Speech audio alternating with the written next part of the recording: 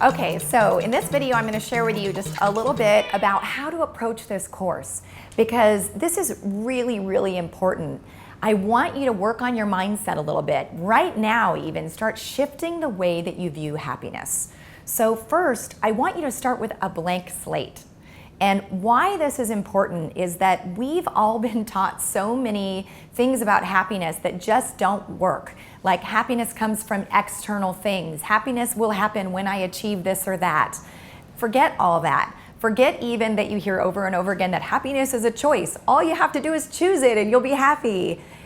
I tried choosing to be rich and nothing happened. I checked my bank account the next day and there wasn't really that much in there. So choosing things, unless you take action and you go after it and you make it happen, it's not going to really work. So yes, happiness begins with a choice, but it's not only a choice. There's so much more to it and involves action and being willing to change. So that's why I want you to kind of start with a blank slate, kind of toss out everything that you think you know about happiness and just be willing to come into this with an open mind and an open heart. So that's number one. And number two is rethink happiness to start to think of it as a skill, as something you do. There is a great quote from Aristotle that I came across which really completely transformed the way that I thought about happiness and kind of at that point changed my life. And that quote is, "Happiness is a state of activity." That is so profound when you think about it, because what it's really saying is that happiness isn't just something you feel or that comes to you or that you're born with, although I think most babies are born happy and then we unlearn happy as we get older. But happiness is really something you do. It's a skill that you can practice and learn and become good at.